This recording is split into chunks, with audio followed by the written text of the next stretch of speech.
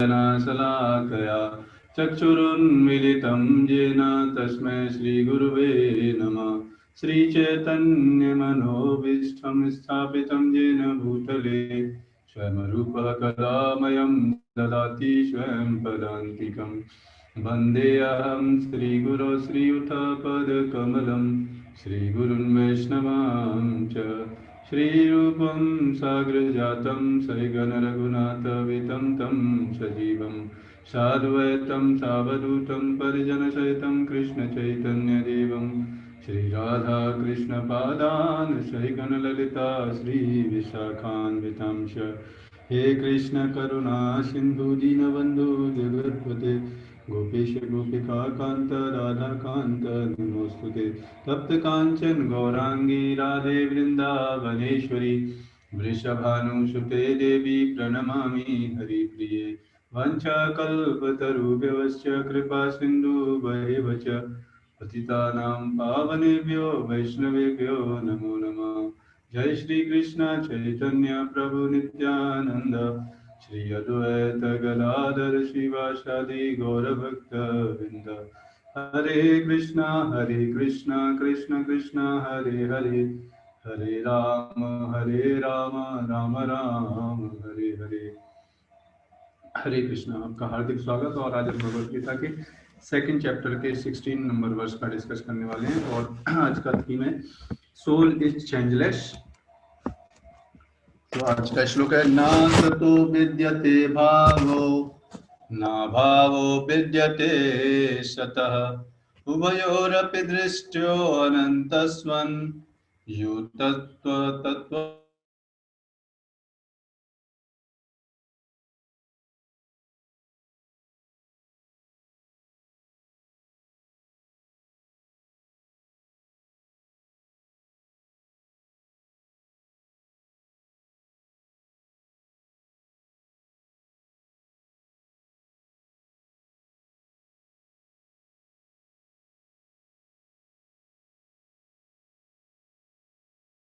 तत्वदर्शियों ने यह निष्कर्ष निकाला, असत असत मतलब भौतिक शरीर, असत का मतलब होता है टेम्परेरी।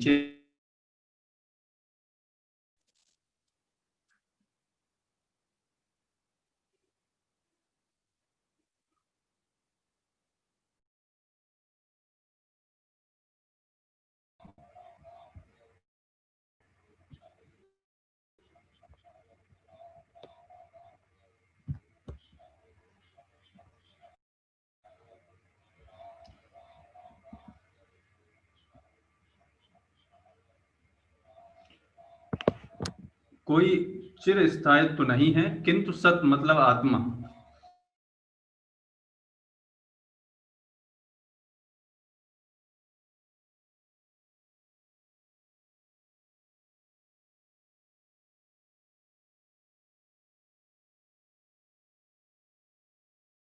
जो चीज हमेशा एग्जिस्ट को बोलते हैं, जिसमें परिवर्तन नहीं होता और वो हमेशा एग्जिस्ट करती है, उसको बोलते हैं हम सत। तो इसलिए यहाँ पर भौतिक शरीर के लिए, जो हमारा ये शरीर है बाहर, जो आवरण रूपी है, जिसको हम अपने आप को समझते हैं, ये शरीर क्या है? असत है। असत मतलब कुछ समय के लिए एग्जिस्ट करेगा और फिर इसका विनाश हो जाएगा।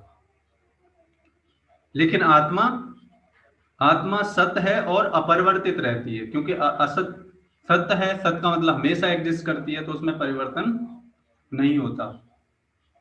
ये अंतर है शरीर और आत्मा में।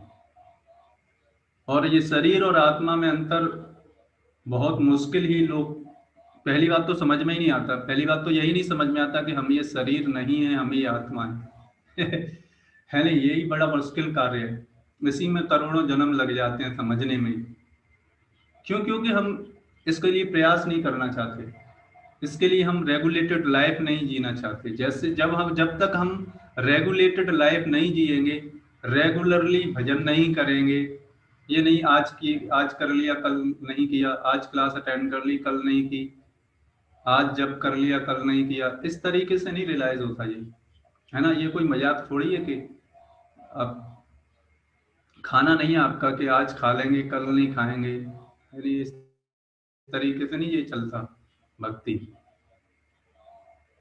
आत्मा को रियलाइज करना इतना अगर आसान होता तो इस संसार के इतने सारे लोग रियलाइज कर लिए होते ना अभी तक, है नहीं। उसके लिए तपस्या करनी पड़ती है।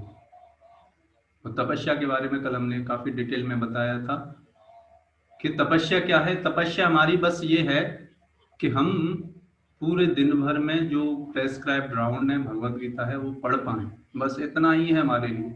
इतना ही कर लेंगे वही बहुत है। बट आप देखेंगे कि इतना ही नहीं कर सकते हम। तो आत्मा को समझ पाना जो कि बड़ा कठिन सब्जेक्ट मैटर है, वो इतनी आसानी से नहीं होता। उन्होंने इन दोनों की प्रकृति के अध्ययन द्वारा यह निष्कर्ष निकाला है। तो आइए आगे परपट में बताया जा रहा है क्या, परिवर्तनशील शरीर का कोई स्थायित्व नहीं है। मतलब इस शरीर का कोई स्थायित्व नहीं है, शरीर टेम्परेरी है, कुछ समय के लिए। जो आप देखते हैं ना, आप देखो, बस समस्या ये है कि हम अपनी आंखों के सामने देख रहे हैं और फिर भी हम उसके लिए कुछ कार्य नहीं कर रहे हैं। हम देख रहे हैं कि एक व्यक्ति बचपन में बड़ा होता है, बचपन बड़ा होके फिर वयस्क होता है, वयस्क होने के बाद और बड़ा होता है और फिर वृद्ध होने लगता है और फिर एक दिन मृत्यु आ जाती है। और हम अपने सामने देख रहे हैं सब लोगों को, फिर भी क्या है, हम इस बात को समझ नहीं पा रहे। और यही सब संसार का सबसे बड़ा आश्चर्य यही है, और कोई आश्चर्य नहीं है कि हमारे आंखों के सामने हो रहा है सब कुछ और हम सोचते हैं कि हमारे साथ नहीं होएगा हमारी मृत्यु नहीं आएगी, हम बूढ़े नहीं होएंगे। लेकिन fact of the matter is हम सबके साथ ऐसा होना है। तो जो लोग मूर्ख होते हैं वो इसके लिए तैयारी नहीं करते। मूर्ख लोग होते हैं वो एग्जामिनेशन की तैयारी नहीं करते, फिर एग्जाम नजदीक आ जाता है फिर रोने लगते हैं, यानी ऐसे लोगों को मूर्ख कहा जाता है। मतलब सारा समय पहले प्रिपरेशन का था वो निकाल दिया ऐसे ही ऐस मौज करने में, इधर उधर घूमने में, है कि नहीं, लड़कीबाजी करने में। और क्या, आप देखो जितने भी कॉलेज स्टूडेंट है क्या करते हैं सेमेस्टर के लास्ट एक महीना एक हफ्ता आता है तब पढ़ाई करने बैठते हैं, उससे पहले मस्ती करते रहेंगे, यानी मूवी देखने चले जाएंगे, इधर भाग जाएंगे उधर भागेंगे। तो ऐसे लोगों को क्या कहा जाएगा, मूर्ख ही कहा जाएगा, और क्या कहा जाएगा।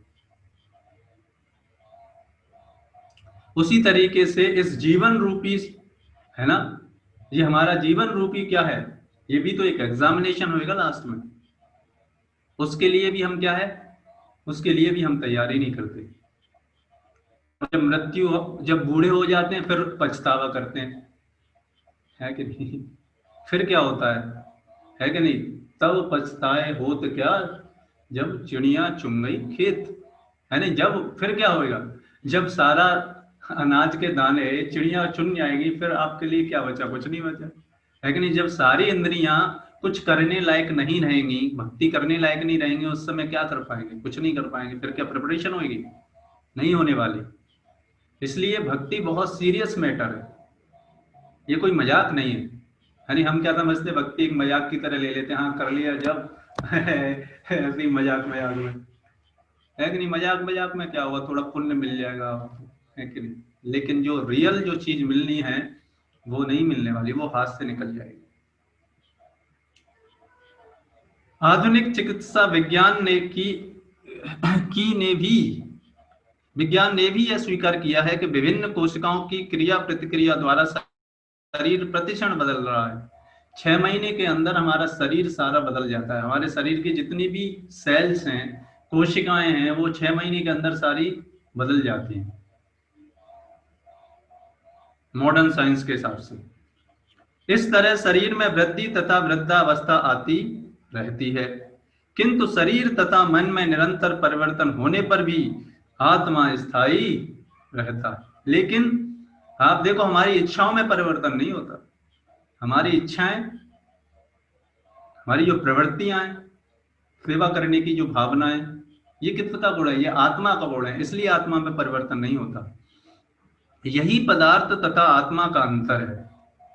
स्वभावतः शरीर नित्य परिवर्तनशील है और आत्मा शाश्वत है। यही पदार्थ तथा आत्मा का अंतर है। स्वभावतः शरीर नित्य परिवर्तनशील है, इसलिए आप देखो ये शरीर हमेशा परिवर्तनशील है और आत्मा शाश्वत है। ये ज्ञान है असली। ये एक लाइन नहीं समझ में आती हमको, है नहीं? इसकी वजह से हमें पता नहीं कितने जन्म जन्मांतरों से ये जन्म मृत्यु जरा व्याधि के चक्कर में हम लगे हुए हैं। केवल ये एक, कितने जीवन हमने इस माया को दे दिए, कितने जीवन हमने इन सारे संसार के लोगों को दे दिए। संसार के लोगों, देश की सेवा करना, है नहीं, अपने परिवार की सेवा करना, इन सब की सेवा करने में पता नहीं कितने करोड़ों जन्म दे दिए हमने, और एक जीवन जिसकी वजह से हम इस संसार से निकल सकते हैं, है नहीं? मतलब इतना कीमती सौदा नहीं करना चाहते। तत्वदर्शियों ने चाहे निर्विशेषवादी हो या सगुणवादी, इस निष्कर्ष की स्थापना की है कि विष्णु पुराण के दूसरे स्कंद के 12 अध्याय के 38वें श्लोक में कहा गया है कि विष्णु तथा उनके धाम स्वयं प्रकाशित होते हैं। जो भगवान का धाम है वहां पर ये सूर्य और चंद्रमा की जरूरत नहीं पड़ती, वहां पर वो स्वयं प्रकाशित हैं। ज्योतिर्विष्णुर्भुवनानि विष्णु, सत तथा असत शब्द आत्मा तथा भौतिक पदार्थ के ही नियोतक हैं। सभी तत्वदर्शियों की यह स्थापना है, सभी लोग यही जानते हैं। इस ज्ञान के लिए ही भारत महान है बाकी किसी के लिए महान नहीं। इंद्रिय तृप्ति करने के लिए भारत महान नहीं है, ये ज्ञान को रियलाइज करने के लिए भारत में ऐसे ऐसे महान ऋषिगण रहे हैं, हुए हैं, और उन्होंने यही शिक्षा दी है। उन्होंने भी रियलाइज किया और अपने आने वाली जनरेशन को भी यही बताया। इसलिए वो बताया गया, चैतन्य महाप्रभु बोलते, भारत भूमि ते है मनुष्य जन्मजार, जन्म सार्थक करे पर कर परोपकार। भारत के मनुष्यों का क्या है, इस ज्ञान को लोगों तक बांटना। इस ज्ञान की वजह से, ज्ञान की कमी की वजह से संसार में लोग दुखी हैं, है नहीं? और हम बैठे हुए घर में अपने इंद्र दीप्ति करने में बैठे हुए हैं और गर्व से बोल रहे हैं मैं भारतीय हूं है कि नहीं? क्या भारतीय हम, है कि नहीं? जिस पर्पस के लिए भारत भूमि में जन्म मिला है वो कार्य नहीं कर रहे हैं, विदेशों की नकल करने में लगे हुए, है कि नहीं?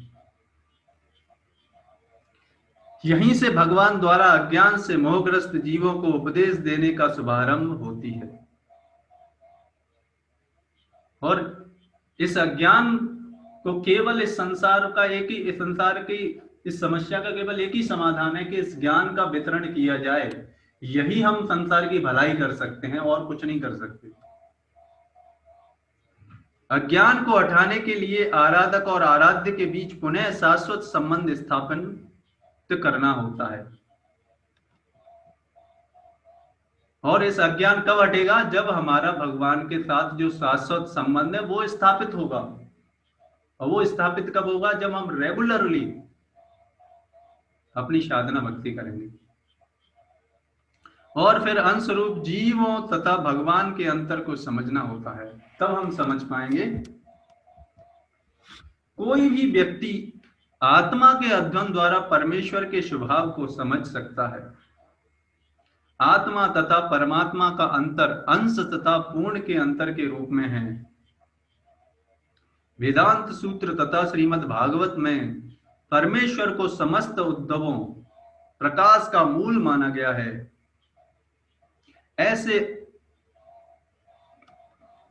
ऐसी अध्याओं का अनुभव परा तथा अपरा प्रकृति क्रमों द्वारा किया जाता है। जीव का संबंध परा प्रकृति है। परा मतलब परा को बोलते हैं आध्यात्मिक, और अपरा को बोलते हैं भौतिक। परा प्रकृति से है, जैसा कि 7वें अध्याय से स्पष्ट होगा। यद्यपि शक्ति तथा शक्तिमान में कोई अंतर नहीं है, किंतु शक्तिमान को परम माना जाता है और शक्ति या प्रकृति को गौण माना जाता है। तो ये आत्मा के विज्ञान को समझना बहुत महत्वपूर्ण है नहीं? और ये आत्मा चेंजलेस है, इसमें परिवर्तन नहीं होता। इसलिए अगर ये आत्मा का संबंध भगवान से स्थापित एक बार हो जाता है तो फिर हमको जो चाहिए, जो हमको परमानेंट हैप्पीनेस चाहिए, वो हमको मिल सकती है। और कोई उपाय नहीं है इस संसार में। आप कुछ भी कर लो, जो खुशी हम ढूंढ रहे हैं वो नहीं मिलेगी, क्योंकि ये संसार गलत स्थान है खुश सुख ढूंढने का। अतः सारे जीव उसी तरह परमेश्वर के सदैव अधीन रहते हैं जिस तरह सेवक स्वामी के या शिष्य गुरु के अधीन रहता है। अज्ञान अवस्था में ऐसे स्पष्ट ज्ञान को समझ पाना असंभव होता है ना। जब तक ये अज्ञान रहेगा, जब तक हम तमोगुण के कार्यों को करते रहेंगे, तमोगुण के समय का ज्यादा उपयोग करेंगे, है कि नहीं, तब तक हम इस ज्ञान को समझ नहीं पाएंगे। इसलिए हमको सुबह जल्दी उठ के भगवान का भजन करना चाहिए, क्योंकि सुबह का समय सतोगुण का होता है। सुबह के समय अध्ययन करना चाहिए, तब ये ज्ञान हमारे जीवन में उतर पाता है। अतः ऐसे अज्ञान को दूर करने के लिए सदा सर्वदा के लिए जीवों को प्रबुद्ध करने हेतु भगवान भगवत गीता का उपदेश देते हैं। तो ऐसे जीवात्माओं का अज्ञान को दूर करने के लिए ही भगवान इस भगवत गीता का उपदेश देते हैं और अपने भक्तों के माध्यम से इस संसार में इस ज्ञान का वितरण करते रहते हैं। जो भाग्यशाली जीव होता है वो समझ जाता है, वो उन जो भगवान के भक्त जो वितरण कर रहे हैं इस ज्ञान को, वो इस ज्ञान को समझ जाता है और जो ज्ञान में बताया जा रहा है, जो जो चीजों को बता रहा है, वो अपने जीवन में उतारता है। ठीक है, तो इसलिए हमें ये समझना होगा आज कि ये आत्मा, अभी और भी सीरीज इसमें आत्मा के बारे में और भी डिटेल में बताया जाएगा, तो ध्यान पूर्वक इसको सुने और अपने चरित्र में उतारें, तब समझ में आएगा कि आत्मा का है क्या है ना। हम इस शरीर के पीछे पागल हो रहे हैं। आप देखो, शरीर के लिए सुबह उठने से लेकर रात सोने तक पूरे दिन भर शरीर के लिए कार्य करते रहते हैं, है कि नहीं। कभी यहाँ शादी में, कभी पार्टी में, कभी कहीं, कभी यहाँ, कभी वहां, लेकिन भगवान के लिए, आत्मा के लिए, है कि नहीं, आत्मा के लिए कुछ नहीं करते। तो किसकी तरह हुआ ये? उसी तरीके से हो गया कि एक बार एक स्त्री थी, उसके पास सोने का क्या था, पिंजड़ा था, और सोने के पिंजड़े में उसने तोते को रखा हुआ था, और सोने के पिंजड़े में तोता बैठा हुआ है, और डेली वो क्या करती है लेडीज, वो लेडी डेली उस सोने के पिंजरे को अच्छी तरीके से साफ करती है, लेकिन तोते को खाना नहीं देती। तो क्या होगा, एक दिन तोता मर जाए, है कि नहीं। उसी तरीके से हम क्या कर रहे हैं इस संसार में, हम सुबह उठने से लेकर रात सोने तक दिन भर रात भर क्या करते रहते हैं, इस शरीर को बस चलाने के लिए आहार निद्रा भय मैथुनम च, यही पशुओं के जो 4 कार्य हैं वही करने में लगे रहते हैं, है कि नहीं। और ये जो आत्मा है, हम जो आत्मा है, जिसके लिए जो खाना है कि नहीं, भगवान का भजन करना, जिसके जो भजन करने से, इसको खाना देने से इस संसार से निकल सकते हैं, वो नहीं करते हम, है नहीं। तो इस ज्ञान को समझें, गंभीरता पूर्वक लें, इसे मजाक ना समझें। ये ज्ञान आपके इस संसार की किसी भी यूनिवर्सिटी में मिलने नहीं वाला। एक बार ये समय निकल गया फिर हाथ से निकल जाएगा। हमारा क्या है, हमारा तो भगवान का प्रचार हो ही रहा है है कि नहीं। आप नहीं करेंगे तो और कोई करेगा, है कि नहीं। बट ये है कि एक बार समय निकल गया इतना कीमती, ये ज्ञान और कोई प्रोवाइड करने नहीं वाला आपको। तो इस ज्ञान की कीमत को समझें, है ना, ऐसे ही मजाक में ना दिन गंवाएं। और आगे श्रीमद् भागवतम के बारे में, स्कंद के 2 अध्याय के 39वें श्लोक में कलयुग के सिम्टम्स के बारे में शुकदेव गोस्वामी क्या बता रहे हैं, परीक्षित महाराज को सुनो।